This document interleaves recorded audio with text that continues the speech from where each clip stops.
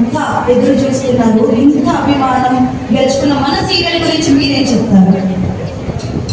Hello Susheela, అందరికీ విడండి.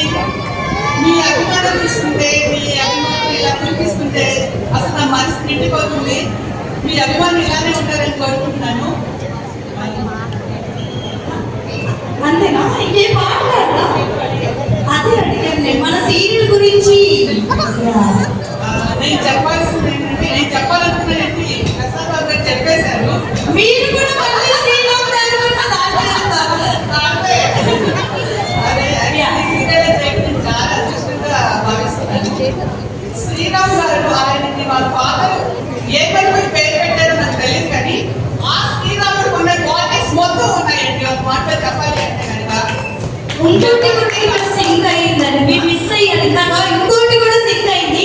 శ్రీరాముడు ఎక్కడైతే ఉంటారో హనుమంతుడు అక్కడ ఉంటారు కదా, అలాగే శ్రీరాముడు మన ఈవెంట్కి వచ్చాడు, హనుమంతుడు ఇందాక అక్కడికి వచ్చారు. నిజంగా ఇందాక హనుమాన్ వచ్చారు అక్కడికి. యా, అంటే రాముడు ఎక్కడ ఉంటాడో శ్రీరాముడు అక్కడ ఉంటాడు. ఆ రాముడికి ఉన్న క్వాలిటీస్ మొత్తం ఇక్కడ ఉన్నాయండి. ఎవరికి ఏ కష్టం వచ్చినా సరే నేనున్నాను అని చెప్పేసి ముందుంటారు సార్. అసలు ఏది చెప్పాలంటే అసలు ఆయన గురించి ఎంత చెప్పినా తక్కువే. ఆ కాలంలో శ్రీరాముడు, ఈ కాలంలో మన శ్రీరామ్ గారు. ఇది ఒకటి కాదు, నేను 100% చెప్తున్నాను. నేను చాలా సీరియల్స్ చూశాను.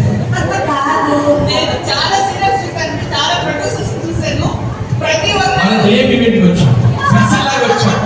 శ్రీరామ్ ఈవెంట్ రాదా ప్లీజ్?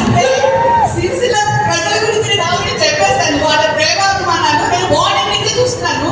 వాళ్ళు మార్నింగ్ టిఫిన్ చేశారో లేదో తెలియదు, లంచ్ చేశారో లేదో తెలియదు, మార్నింగ్ నుంచి ఈవినింగ్ వరకు మాతోనే ఉన్నారు.